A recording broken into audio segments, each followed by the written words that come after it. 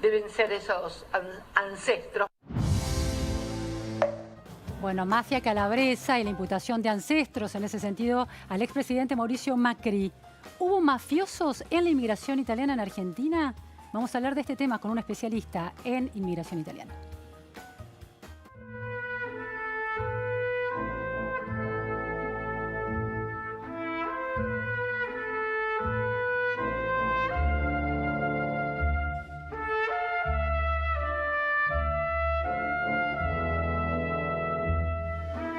Leave the gun. Take the cannoli.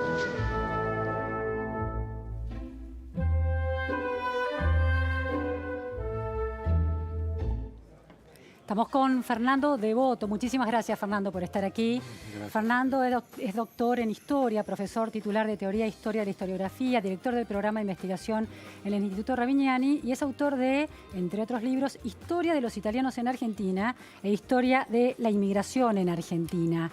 Las películas de Hollywood nos han acostumbrado a pensar la inmigración italiana en Estados Unidos muy vinculada con la mafia. Veíamos imágenes de El Padrino, por ejemplo. ¿Cómo es ese marco en relación a la inmigración italiana en Argentina? Bueno, primero, ahí hay que ver las cuestiones regionales, ¿no? O sea, la mafia, en sentido estricto, es un fenómeno siciliano. Después hay otras variantes. La 'ndrangheta, que es un fenómeno calabrés. Claro. La camorra, que es un fenómeno napolitano. En Sicilia es la Cosa Nostra. Sí, sí. Que lo que se entiende por mafia es Sicilia. Sí. Esa es primero, que habría que establecer una serie de distinciones, ¿no? Ahí, que tiene que ver con la relación con las instituciones. Es más fuerte la relación con las instituciones, menos fuerte, etcétera. ¿Qué instituciones? Las instituciones del Estado. O sea, cuál es la imbricación de estas estructuras en las instituciones del Estado. Con las instituciones. En Sicilia es más fuerte que en la mafia calabresa. Bueno, en los últimos tiempos la 'ndrangheta, que sería la versión calabresa, ha crecido mucho. Yo diría incluso en muchos casos más que la mafia en Sicilia. Entonces, esta es una primera cuestión. Segunda cuestión, eso tiene que ver en parte con los componentes de la inmigración italiana en cada país, y esto tiene que ver con las diferencias regionales, en donde en el caso de Estados Unidos la inmigración meridional es más importante que en Argentina, donde la inmigración septentrional, sobre todo en el siglo XIX, es más importante. Entonces esto ya establece una diferencia.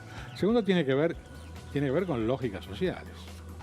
Los inmigrantes italianos en Estados Unidos estaban, digamos así, en el fondo del pozo, sobre todo en la costa este. Entonces estas estructuras eran estructuras en buena medida de autodefensa, eso lo muestra El Padrino, claramente, ¿no? Entonces abajo estaban los sicilianos, después estaban los irlandeses, que eran el policía, y después más arriba estaban otros inmigrantes juzgados de manera más precisa. Claro. Acá hay que tener en cuenta distintos orígenes inmigratorios y una jerarquía montada sobre eso. Acá hay que tener en cuenta siempre, también pasa en Estados Unidos, en la costa oeste, que abajo hay otros, están los criollos abajo. Esa es una cosa bastante rara. En Argentina abajo están los criollos, no los inmigrantes. Valían menos los criollos que los inmigrantes eran llegados.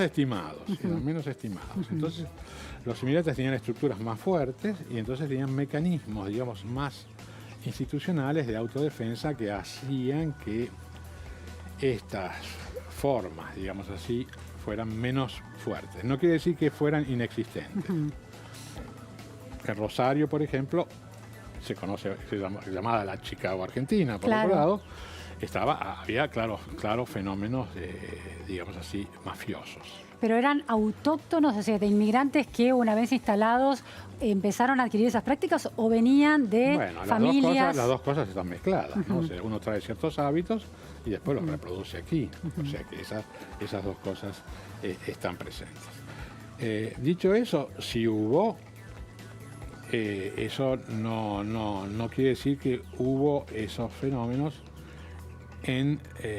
con la fortaleza que tuvieron en Estados Unidos. Tuvieron en Estados Unidos, no tuvieron en Canadá, por ejemplo. No estoy diciendo que no tuvieron en Francia, los lugares muy importantes para la inmigración italiana, Australia. Es un fenómeno más clásico de los Estados Unidos. Entonces, eso es una cosa. Después, otra cosa es los prejuicios contra los calabreses. Estos han sido muy fuertes en la A ver, ¿cómo es esto? Sí, primero, son fuertes en Italia. Italia del Norte tiene una serie de prejuicios a los inmigrantes del Sur. Claro. Entonces, esto hoy y ayer. Segundo, dentro de los inmigrantes del Sur, los calabreses han sido siempre percibidos de una manera complicada, compleja, ¿no? Pensemos, hay una saga de personajes calabreses, ¿no? La banda de los calabreses que robaba casa a principios del siglo, el Petiso Orejudo, un famoso criminal. Era calabrés. Calabrés. No voy a decir que también Galtieri era calabrés, pero bueno, se puede decir, hay una secuencia, hay un estereotipo. Todos estos son estereotipos. Las personas son distintas entre sí. Claro, Nosotros después construimos un estereotipo y decimos, los calabreses son estos, son los otros. Ahora, le hago una pregunta, Fernando. Usted nos ha explicado en otra oportunidad el tema de la Argentina blanca y el peso de la inmigración europea en ese imaginario que se arma a principios del siglo pasado. Dentro entonces de esa inmigración italiana que era blanca había tonalidades diferentes y prejuicios diferentes. Los del sur eran una tonalidad de piel más oscura y además se les sobreimponía el estigma. Sí, recordar esto. Esto no es Estados Unidos. Voy a poner un ejemplo. En Estados Unidos, en el sur de los Estados Unidos, el segundo grupo en linchamientos eran los italianos. Estaban los negros y después estaban los italianos. Sujetos de linchamiento. Hay un libro famoso, se llama Corda e Sapone, que estudia todos los linchamientos en eso, muchísimos. Sobre todo migrantes meridionales, o sea, más oscuros. Claro. Acá esos fenómenos nunca han existido, ¿no? O sea, eso... dicho esto, sí ha habido siempre un prejuicio, eso estaba en nuestras élites. Primero querían los blancos, anglosajones, después cuando los blancos anglosajones no venían, querían los italianos, pero del norte, no del sur. O sea, que acá siempre ese tipo de prejuicios ha estado presente. Hay una frase famosa. Si ves un calabrés, si ves un lobo, dispara el calabrés y deja el lobo. Es una frase italiana que circula en Italia. O sea, pero eso también siempre tiene contracaras, ¿no? Tiene contracaras en las cuales estos grupos también ven a otros de manera... Este es un juego siempre de estereotipos en conflicto. Claro. Estereotipos en conflicto. Un juego de poder también, ¿no? De poder, por supuesto, de legitimación, de prestigio. Esto es un punto. Otro punto es el caso puntual de la familia Macri. Esa es otra historia. Porque ellos no son inmigrantes comunes, pertenecen a una franja que se llama notabili, que es una franja de burguesía meridional, de la cual un poco el fundador de esto, que era un poco un empresario, era el abuelo de Mauricio Macri. Sí. Que esta sí era una persona con una cierta importancia, porque era una persona que había fundado el Fascio italiano en su pueblo, que había sido uno de los fundadores de un partido que se llamaba Partido del Uomo Qualunque, que se fundó en los años 50. O sea, digamos, es decir, es una persona que tenía una visibilidad, no es un inmigrante anónimo. Esa familia. Tampoco es un inmigrante que viene sin nada, como decimos nosotros, con una mano atrás y para adelante. Pertenecía a la clase dirigente, digamos, de esa zona. A lo que podríamos llamar una pequeña clase dirigente meridional, cuyas raíces eran sobre todo raíces locales, no tanto nacionales, ¿no? O sea, muy visibles en los pueblos, en las pequeñas ciudades, etcétera. ¿Y ese empresario de qué sector era? Construcción. La construcción. Ligada con el Estado. Claro. Ahí se filtra la sospecha de que algún tipo de organización mafiosa pudo haber tenido cierta influencia. Yo no lo he estudiado, no he escuchado tampoco, pero no lo sé. Eso alguien tendría que estudiar. De la Italia, de los años 30, 40, pero acá se hacen afirmaciones así muy rápido. Después hay que ver en concreto cómo funciona, pero no lo sé. Yo creo que son afirmaciones políticas que valen lo que valen. Claro, la vicepresidenta estaba citando de alguna manera indirectamente a Rocco Carbone, el autor de Mafia Capital, Cambiemos las lógicas ocultas del poder, que es un... ¿Es un libro editado acá? Sí, es un libro editado acá de un filósofo de origen calabrés, creo que es, y que rastrea y bueno, hace este tipo de asociaciones, ¿no? ¿Con relación a Macri? Sí, con relación a los ancestros de Macri. No, los ancestros de Macri puede ser. No he leído el libro. Usted como estudioso de la inmigración nunca ha saltado ese dato tan... Tampoco he estudiado ese tipo de cosas. No estudio fenómenos singulares. O sea, una persona tal cosa. Eso es otro tipo de historia. Eso quiere decir, a ver, Yo creo que nosotros lo que estudiamos son procesos.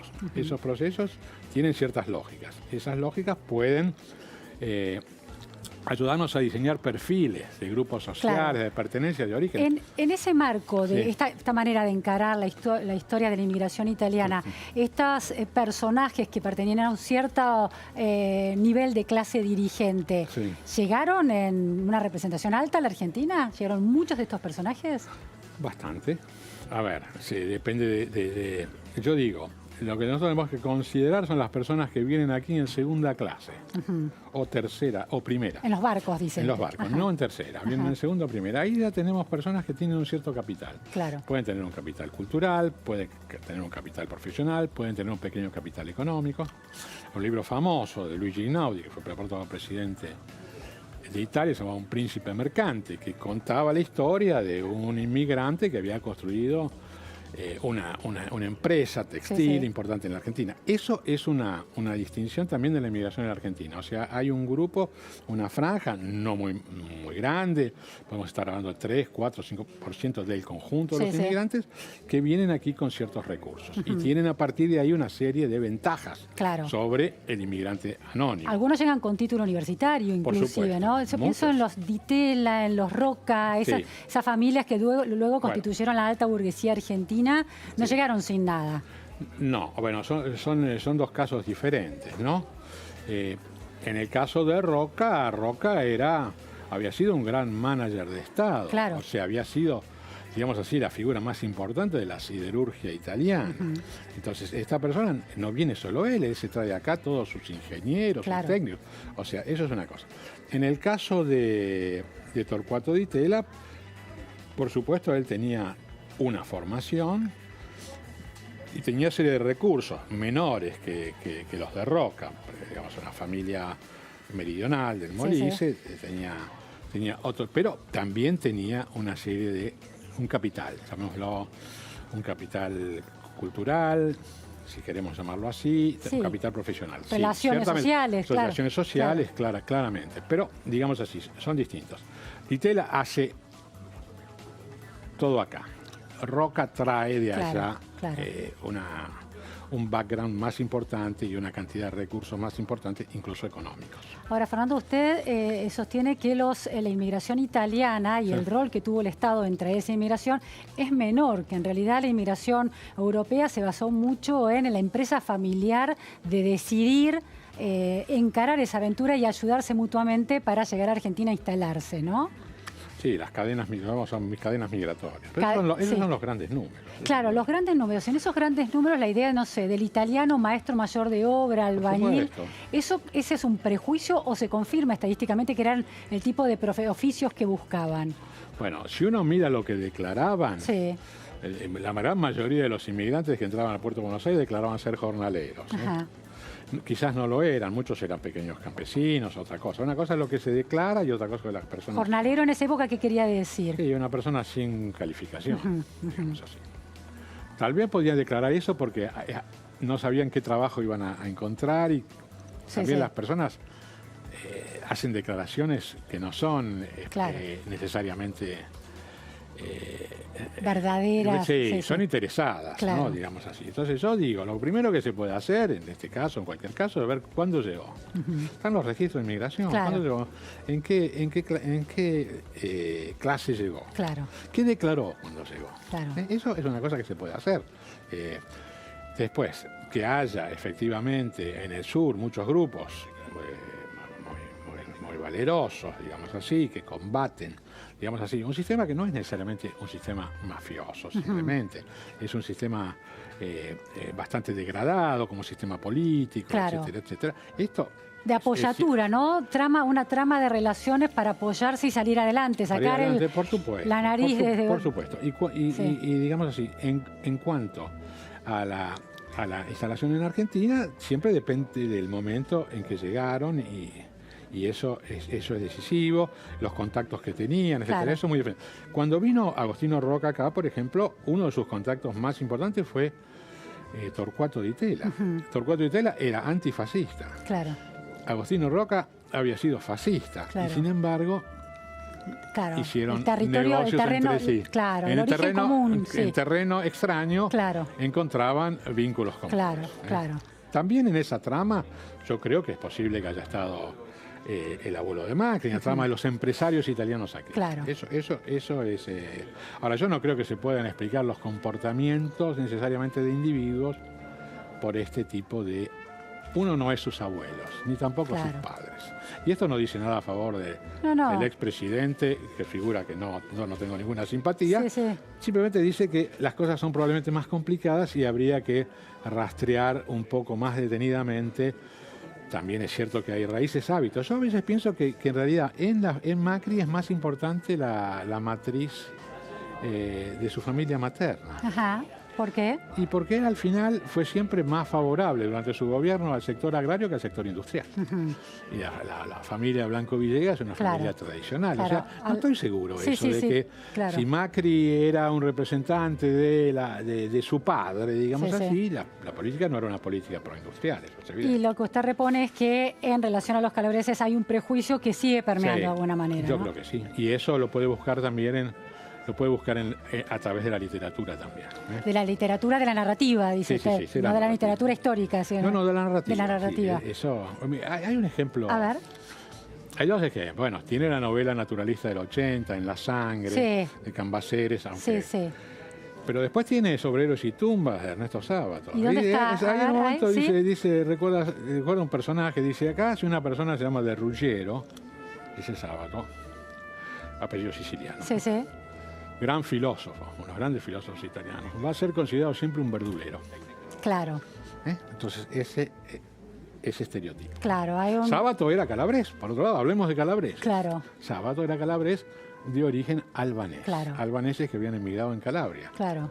Y que los calabreses tenían prejuicios a su vez contra estos albaneses. Claro, y mire, déjeme contarle algo, Fernando. Digo, hace mucho tiempo el tema de la educación de las élites en Argentina y en distintas entrevistas, Mauricio Macri es un egresado del Cardenal Newman, había una jerarquía también atravesada por el origen inmigratorio que ponía a los irlandeses por encima, a los anglosajones por encima y al tano, el tanito por debajo. Había comentarios en ese sentido en la infancia y en la adolescencia de esa generación, ¿no? A la que pertenece el expresidente Mauricio Macri. Yo creo que ¿no? sí, claro. Y en ese tipo de colegios, al que fue Macri, absolutamente. Yo creo que es un país surcado por mucho más prejuicios de lo que nosotros estamos dispuestos a admitir. Claro. La verdad histórica debe ir por encima de ese prejuicio. La verdad histórica es una conjetura. La verdad histórica es una conjetura. La verdad histórica es una verdad posible. Es, digamos así, verosímil, lo más verosímil a partir de la evidencia que nosotros tenemos. Eso requiere primero trabajar, investigar y después traer algunas conclusiones provisorias siempre. La política va por otro camino y no necesariamente en el caso sino en todos los casos. Muchos, los usos de la historia por parte de la política. Después hablaremos de ese tema también. Muchísimas gracias, Fernando Devoto. Bueno, inmigrantes en Argentina, ¿cuánto peso tuvieron efectivamente las mafias italianas? Estas explicaciones de Fernando reponen la complejidad del tema. Vamos a un corte, una repregunta, Noticias a Fondo y enseguida volvemos.